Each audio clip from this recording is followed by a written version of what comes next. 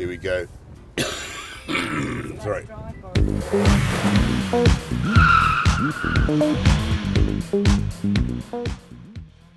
Hello and welcome to another edition of the 10 Honest Things review with HonestJohn.co.uk, where we take the 10 most important things about a car and then well, that's it really. This week, The Mitsubishi Outlander. But this ain't just any Outlander, this is the PHEV, the plug-in hybrid electric vehicle. Now you'll know about hybrids because of this, the Toyota Prius, but the Outlander is special because it's also a massive SUV. And making an eco car out of one of those is like making an ice skater out of a goalkeeper. the basics in here are all okay. It's spacious, feels solid, and the steering wheel's roughly in the right place there. But that's about all you can say really. That's because it just feels quite old in here, and some of it is straight from the Roy Hodgson School of Decision Making. Baffling. For example, there is no reason for there to be this many blank buttons in here. Now, if you buy a diesel Freelander, it will have 7 seats, which is the reason why this boot has a cup holder. Handy. Now, in this car, it's only got 5 seats because there's an electric motor under there. It also means that the boot's smaller by volume than the diesel Outlanders, but it's nice and high, the shelf, so it's easy to load. One thing to note though, this is possibly the worst parcel shelf you will ever see. There's also loads of space in here, which you'd expect because of the size of this car, but here's your confirmation.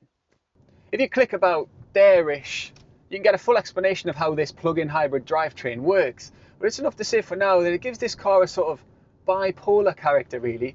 So when the battery's charged and you're not going anywhere fast, It handles unbelievably smoothly. Left here, Left I suppose. here, if you would, yeah. Come on. And you can't hear a thing. It's a totally silent machine. Faint sort of whine like a sort of self-satisfied cat.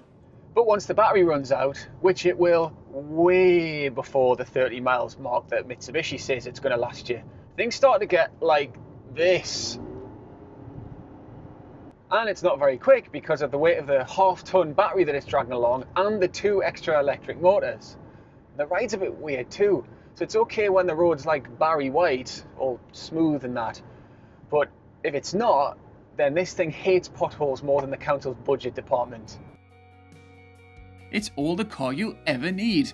18-inch alloys, LED daytime running lights, rear parking sensors, keyless start, cruise control, dual zone climate control and rain sensing windscreen wipers. Go up to JX4 and you're looking at adding the world's slowest electric tailgate, plus a 360-degree parking camera, leather seats and this lovely navigation system that definitely doesn't look like a half-price aftermarket head unit from a generic bicycle store. And if you spec all the way up to GX5, not only is it Range Rover luxurious on paper, it's also Range Rover luxurious on metal as well, because this is the only version of the Outlander with Outlander written on the front, in an obvious nod to the car I've just mentioned. And with the PHEV range starting from about 34 grand and going up to 46, the list prices aren't that bad either. Although what it does mean is that when the VED bans change in 2017, half of them will be hit by the £310 per year premium tax for cars that cost over £40,000. And just a note, you will never, ever, ever, never, ever, ever get anywhere near that claimed fuel economy. Look at the fuel gauge, man, I've just filled it and it's down to halfway already. We like this car, Honest John.